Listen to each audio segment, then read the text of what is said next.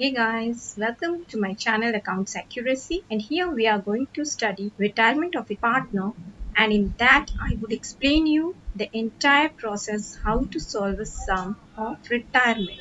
Here is the sum which you would get, in which you'll be provided with balance sheet as well as some adjustments. Now these adjustments are needed to be done in revaluation account, partners capital account and balance sheet of the new firm. This is the balance sheet which is the balance sheet of old firm, in which there are three partners, Ajay, Salil and Ravi. Now third partner Ravi is going to retire and Ajay and Salil are going to continue the new firm. So for that, before his retirement, you need to do some adjustment. So let's start with revaluation account. Here we are going to mention all the increase in asset value and decrease in liability value, whereas at debit side we will record all the increase in liability and decrease in asset values of the old firm. So let's see how to do. The first one is goodwill, that we need to pass only in partners capital account. But the second adjustment is land and building was found undervalued by 20,000. Now as land and building was found undervalued means the value of the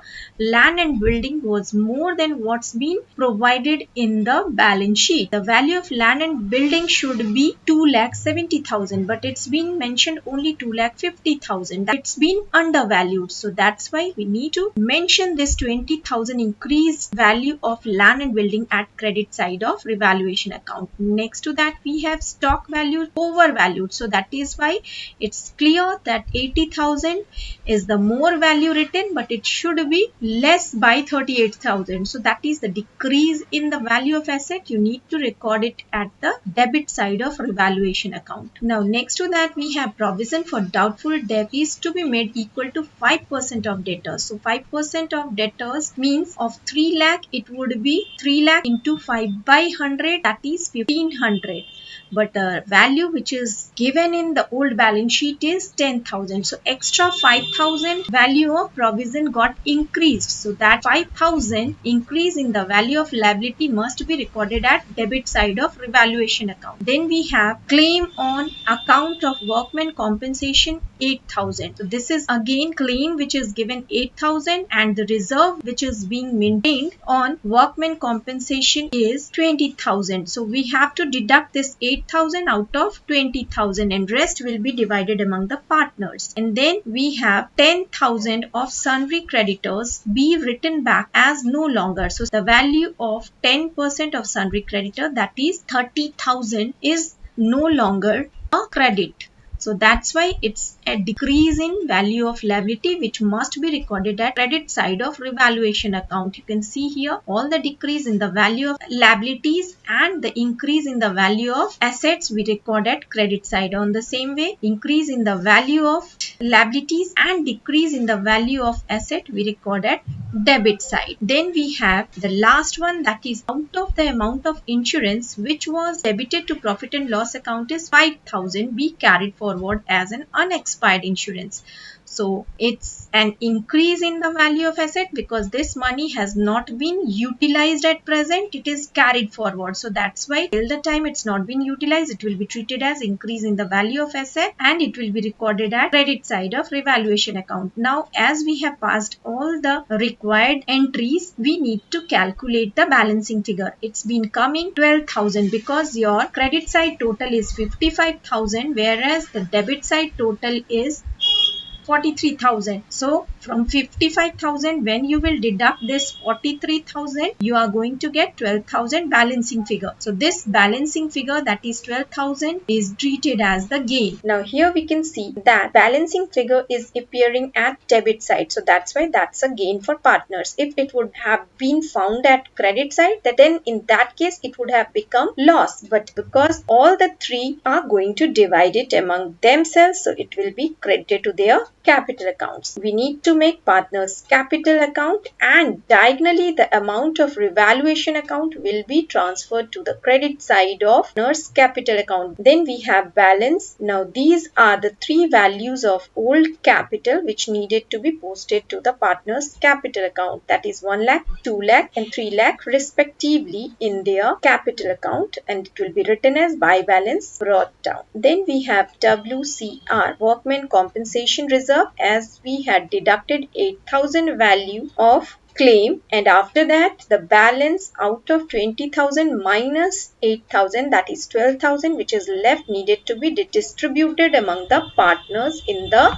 old ratio 2:3:1. So here we are going to divide it among them in the ratio 2:3:1, that is same as we divided the revaluation profit. As it's 12,000, so it will be same, that is 2/6, 3/6 and 1/6 of 12,000. Then we have goodwill, old goodwill provided in the balance sheet. You can see here the old goodwill which is provided in balance sheet is 12,000 again, so it will be same, divided in the ratio 2:3:1, that is 4,000, 6,000 and 2,000. Remember, if the amount is at asset side, that will diagonally come to debit side of partners capital account, and if the amount of reserve which is at the liability side will diagonally be posted to the credit side of partners capital account. Investment fluctuation reserve is also there in the balance sheet. Now here the investment fluctuation reserve is being maintained 10,000, but you can notice that the market value of investment has got reduced.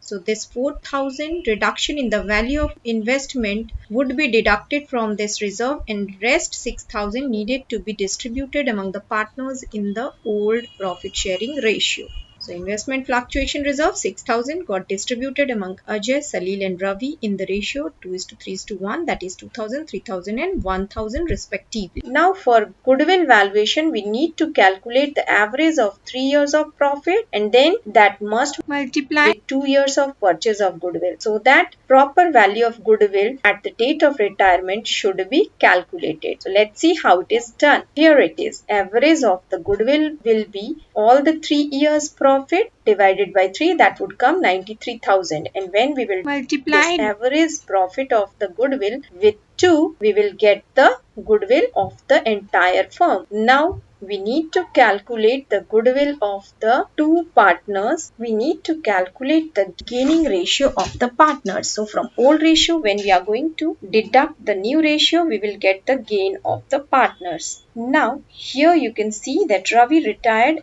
and Salil and Ajay, the rest two partners, decided to share future profit and losses in the ratio 3:2, that is the new ratio. So this new ratio needed to be deducted from old ratio in order to calculate the gaining ratio. So let's see how it will be done. Here we know that old ratio is 3:2:1. Now the old ratio of Ajay is 3/5 and new ratio of Ajay is 2/6. So from 3/5, when we deduct 2/6, we will get 8/30. Again for Salil also, from his old ratio, that is 2/5, we deducted the new ratio, that is 3/6, we are getting minus 3/30. That means this minus shows that instead of sacrificing, he is in loss of this value. Minus 3/30. So here instead of gaining, what we are noticing that 8/30 is the value which Ajay is gaining, but Salil, instead of gaining, he is in loss of 3/30. So that's why he needs to recover this amount from Ajay, because he is not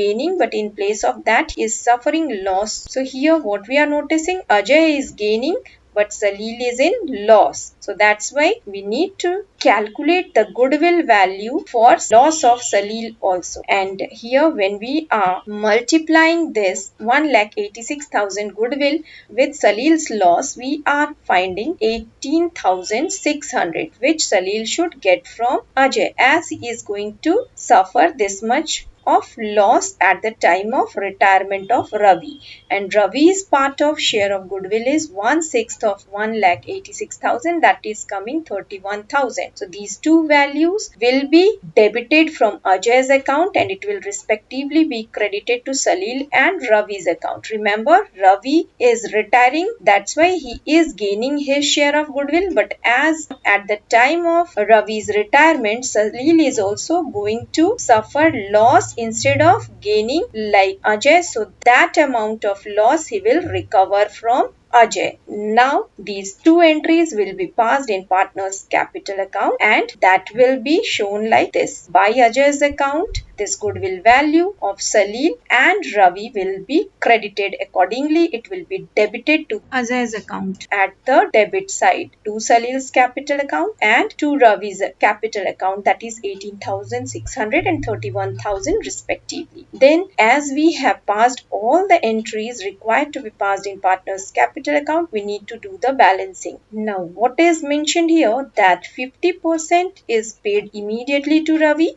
So balance of 50% of the total value is immediately paid to Ravi and rest 50% is going to be provided to him in two equal installments with interest of 10% per annum. For that we need to provide 50% immediately by writing to cash and 50% of the total balancing figure, that is 1,66,000, and the rest 1,66,000 will be written as to Ravi's loan account, because as 50% will only be given and rest 50% will be given in two equal installment, hence 33,32,000 balance will get divided among two parts. The one which will be paid immediately will be written as to cash and the amount which will be paid later in two equal installment will be written as to Ravi's loan account. So half of 3,32,000 is 1,66,000 and here then next 1,66,000. Now here balancing figure of rest of the two partners, that is Ajay and Salil, will be done and that is coming 52,400 for Ajay and 2,21,600 for Salil.